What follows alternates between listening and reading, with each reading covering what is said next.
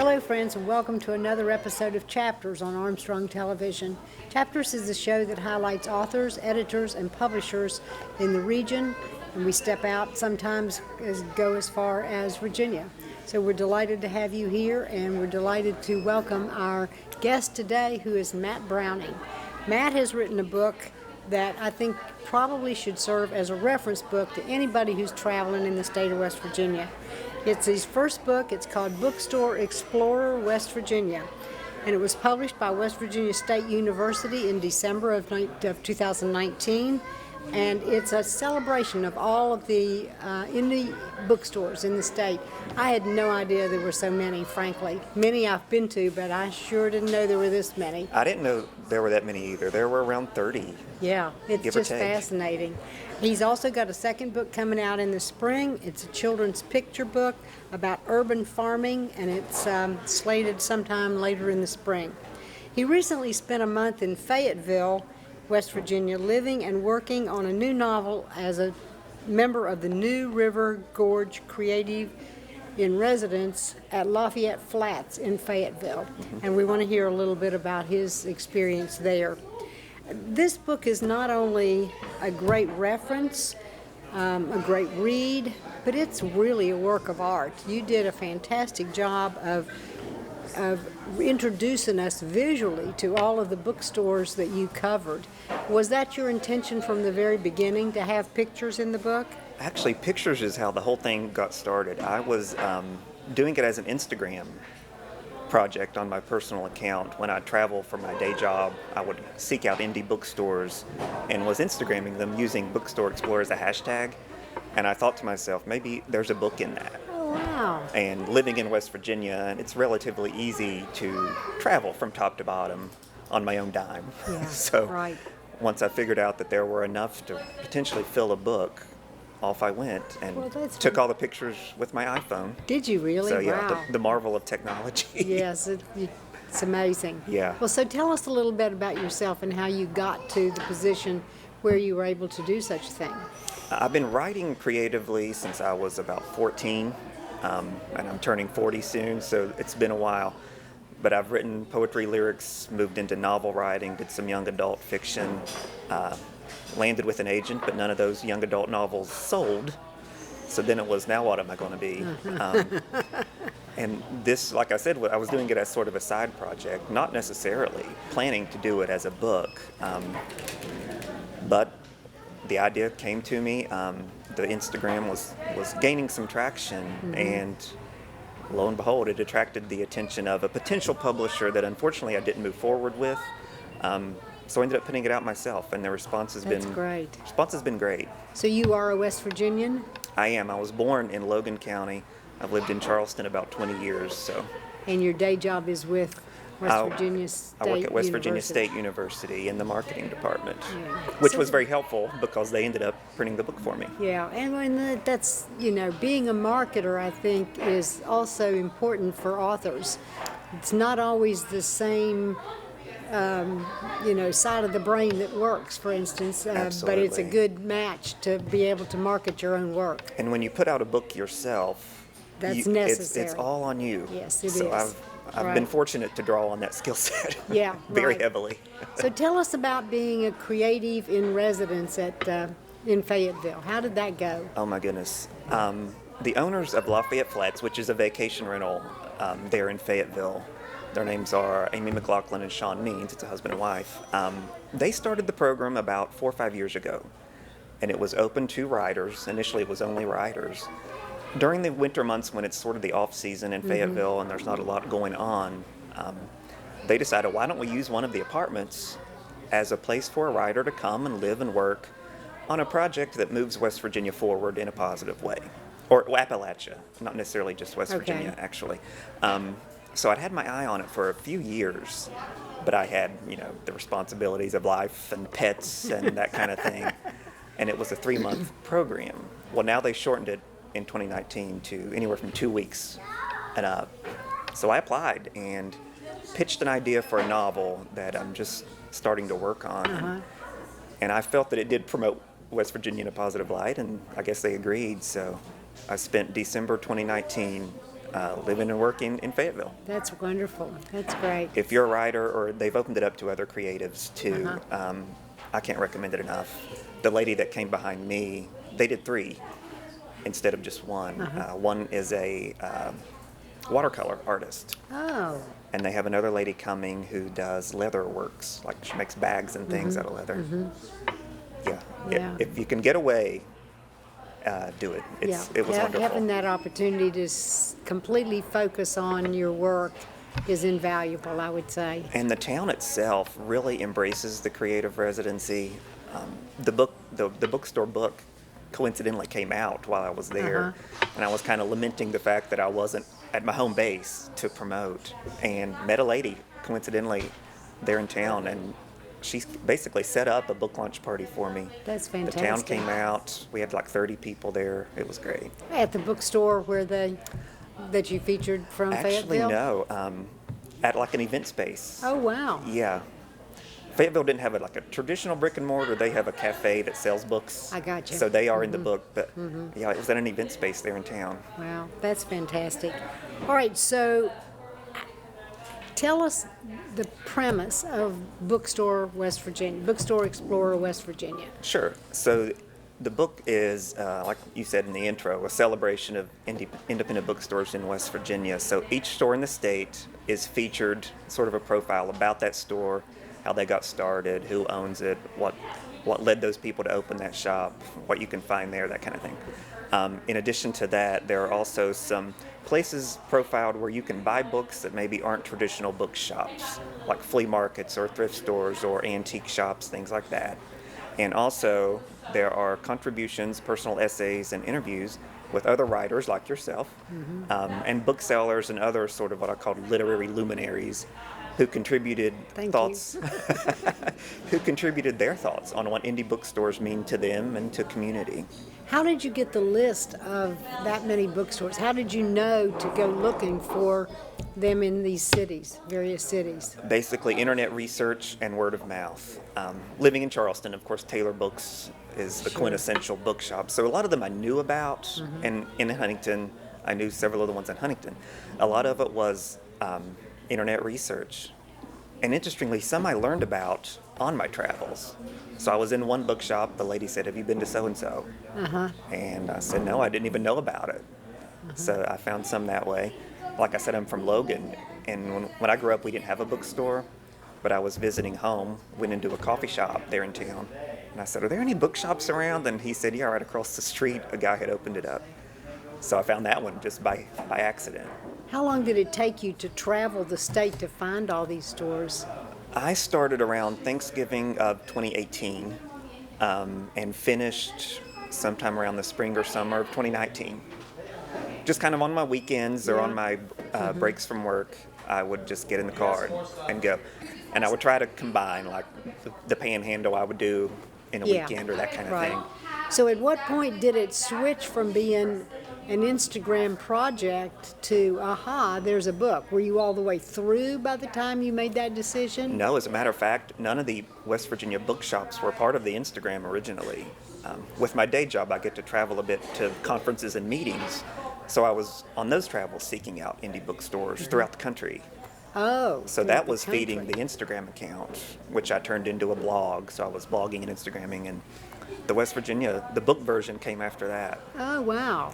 Yeah. I would love to someday see it take off and do other states or other regions. Sure. Or wherever. Well, like I said, I think as a travel aid, that could easily be something that would be interesting to people who live in other states. Absolutely. You know? I can't afford to self-fund anymore unless I go to like Rhode Island or somewhere small. Yeah, right. Someplace.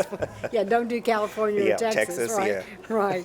But it was interesting. So many people are surprised that West Virginia has so many. I was. I mean, I've been to a number of them. I've been to Four Seasons and, the ones in Lewisburg and so forth. But some of them I had no idea. Yeah. In Trans-Allegheny. There's one in Charlestown called Fuzzy Dog. Yeah. And on the cover of the book, there's a dog, and that is the Fuzzy Dog. But I found them by accident. I was up there for visiting friends and pulled up Yelp on my phone. And it's like, it's showing there's a bookshop here that was not here a few months ago when I was doing my book travels. found them, and they was like, yeah, we opened 2 months ago. Wow. Yeah, that's always a danger, that you miss one that either just opened or you put one in that just closed. That's my fear. I guess it'll have a shelf life. That's right. It'll happen. So, did you, at risk of making anybody else unhappy, did you find one that was your favorite, that you thought was just the very best of the indie bookstore look? I've gotten that a lot, and I'm not sure I have a one-shop answer. I've not found a bookstore anywhere that I can't find something about that I like. But I'll name a few, and no offense to anybody else, because I love you all.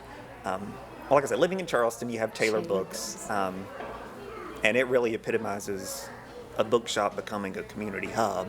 Mm-hmm. You know, they have a cafe, they have a movie theater, an art gallery, and pottery, and all of that stuff. A lot of sidelines. So that's kind of my home-based store. But I tell you, one of the most interesting experiences was the one down in Logan. I walked into the shop, and there was nobody there. The shop was empty.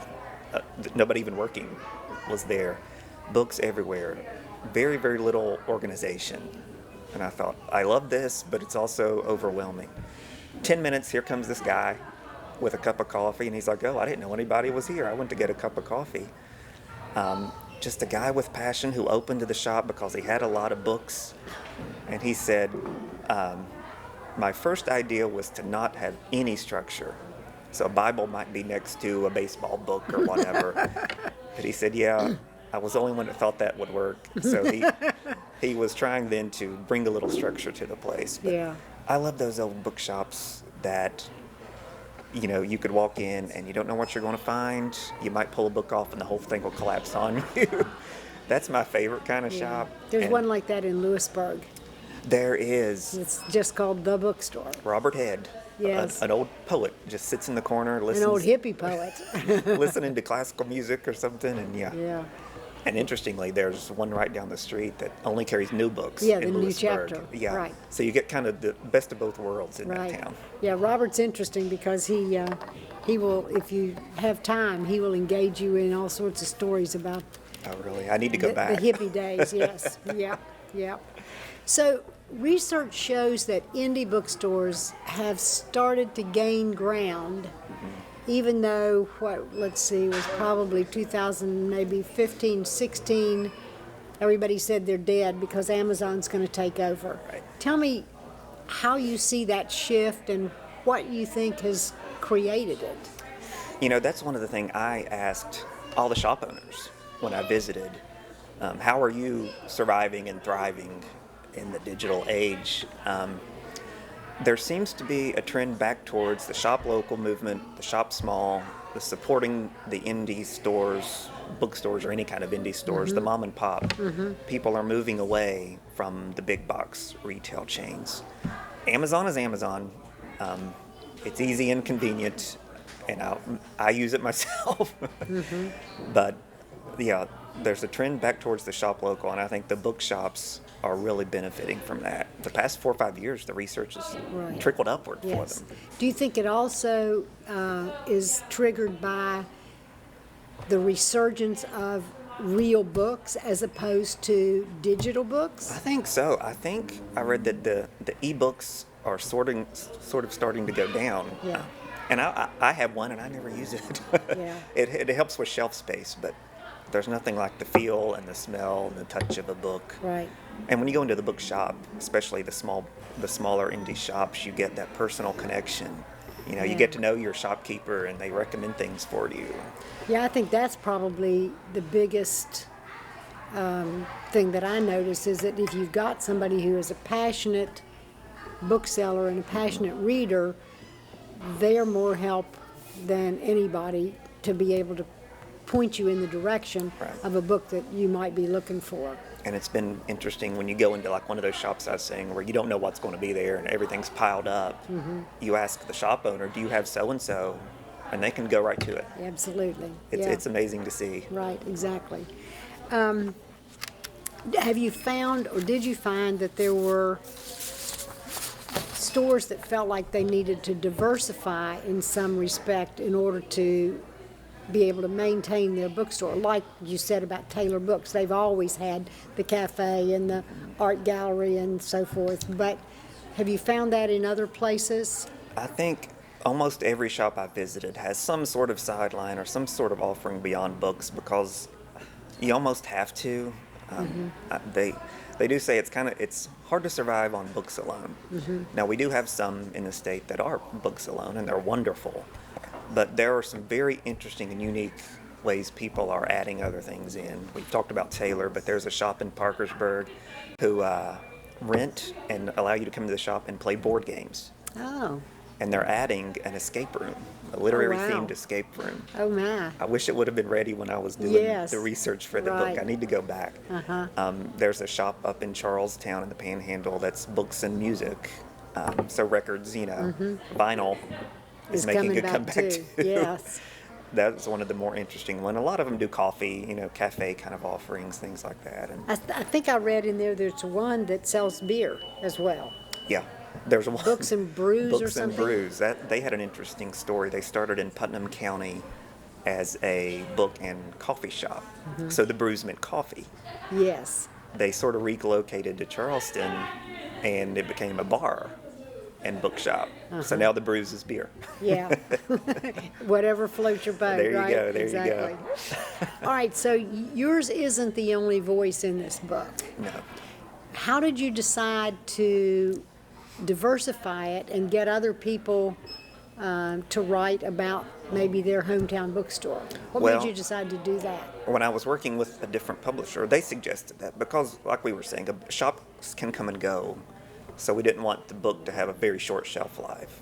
So we invited other writers or other bookshop owners or whoever to contribute their thoughts to sort of flesh the book out a little bit, hear some other voices, and really make sure it'll have some lasting to it. Did you think that maybe putting writers in there that people would recognize would also be a marketing I did. tool? There are some in there who are recognizable names in the region, and there are some maybe who are less so, but I wanted to give some attention to as well.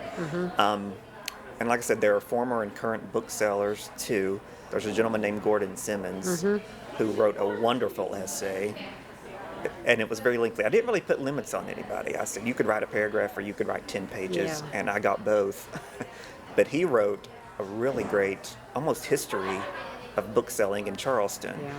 He worked in shops in the 80s, so he kind of walks you through the rise, I guess, or the heyday, I suppose, of indie selling, and then the rise of the chain stores in the 90s and your malls, and then your online sales. So it was really eye-opening kind of read. Yes. Yeah. Is he in the bibliophiles? Yeah. Okay, explain that. I to wanted the viewers. a little interesting and unique way to I love the differentiate. title. I can't remember. I want to say I came up with it, but it could have been my designer. I don't know. But so it's bibliophiles, but file is with an F. Yes. And that's how we sort of organized all of those outside contributions. And then we had the beyond the bookstore sections, which are your flea markets or your libraries or other places where you can buy books. How many of the bibliophiles are in there? Oh goodness, I don't know off the top of my head. About 15 or so, I think. Yeah. And it was They- interesting too. You may have, being a writer, you may have seen this before, but several people agreed right from the jump. But some of them would trickle off because when it came down to writing it, it was like, I just can't think of anything. The essayists Yeah, or the yeah. people who write the books? Some of the essayists. Wow. So there were a few names attached that really didn't make the final cut just because we ran out of time. Yeah. But I know how right. that goes. I know Sure, how that goes. Absolutely. Well, I appreciate you asking me to write one of them. I Thank appreciate That you was fun doing. agreeing to. Yeah, that was fun. We were able to write about the Inner Geek, which is where we are filming today. So that's Which is wonderful. also one of the really cool shops that has sort of formed into a new thing, with the Yes. comic books and the toys Right. in addition Yeah. to the books. Right. Yeah. It's had a transition, and it seems to be a good working combination. I was So a that's kid in the great. 80s, and they have all of the He-Man and all the Superman toys and things, Yeah. so it takes me back. Tell me about the one. I love the one about Catherine Oliver, by Catherine Oliver, the bibliophile. Who is she, and where did you find her? That was one of my favorite contributions. She runs the bookshop at Harper's Ferry National Park, Oh, up yes. in the tip of the Eastern Panhandle.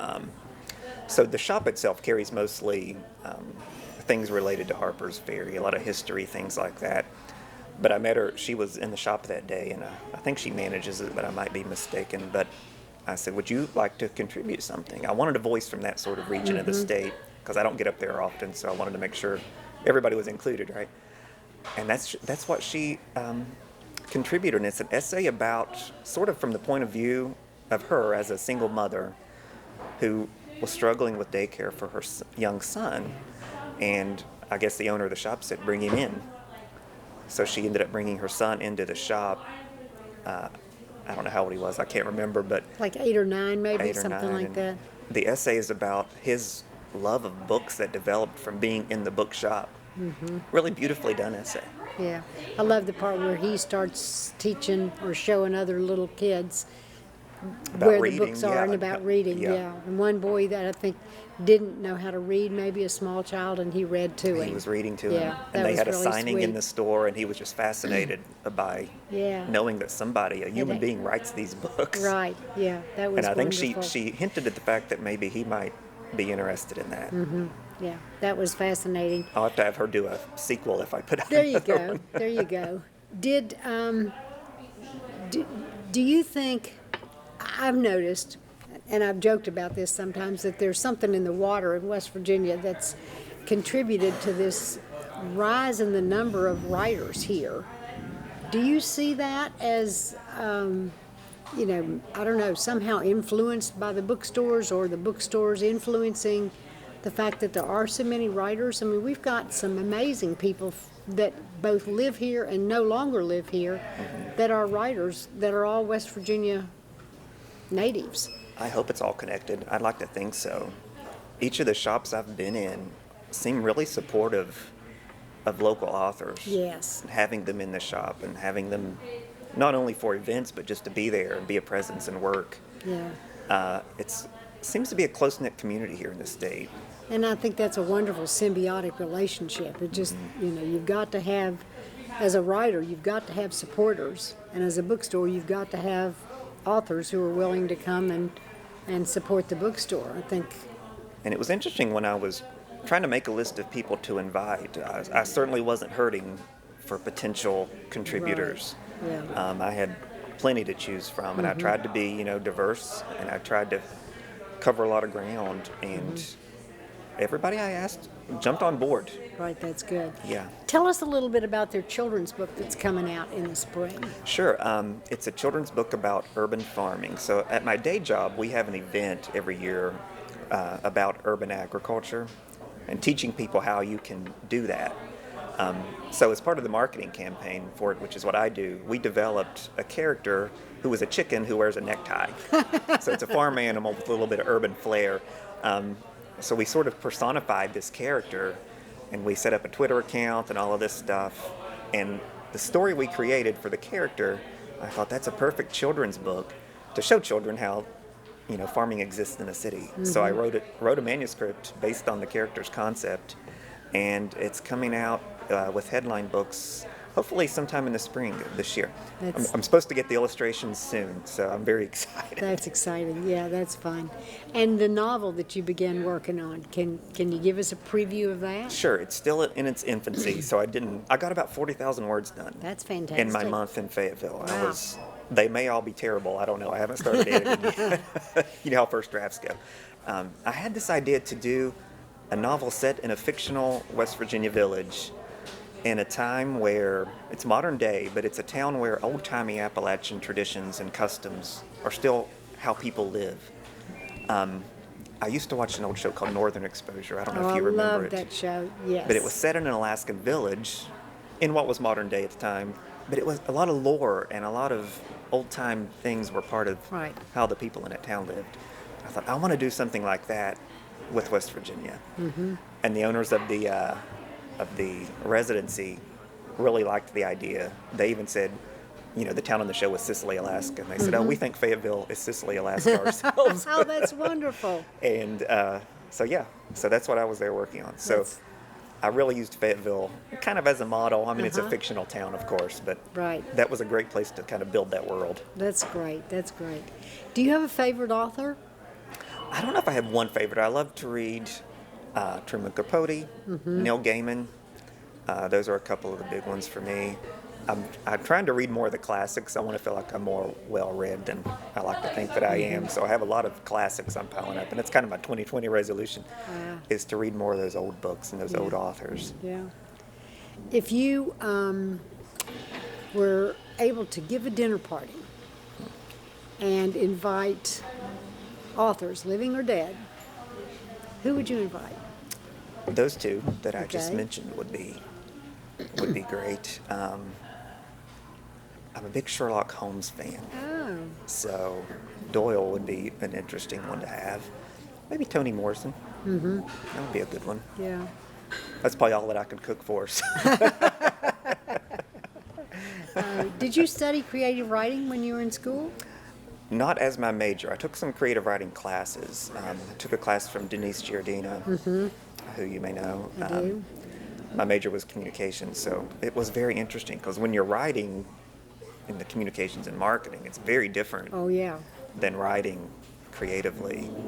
So I tried to take as much creative writing classes in college as I could, but no formal training, I guess I should say. But it's tough now because my day job, I'm writing like a journalist from 9 to 5, Yeah. and then going home and trying to write like a Yeah, fiction switching author. gears like that is kind of tough. Yeah. Do you ever go to the writing conferences, and do you find those helpful? I've only been to the West Virginia Writers Conference. I've only been once so far, and I did find it helpful, and I need to go back. Yeah.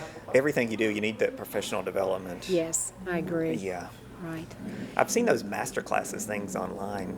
I don't know much about them, but they look so interesting. Yeah, they do look interesting. But I've found that, like you said, any of those short-term workshops really, even if you don't get a lengthy piece of study, it certainly spurs a lot of creativity. Absolutely. And just being around other I authors was that gonna say, are and meeting creatives, other people and Yeah, networking. that's Absolutely. Right.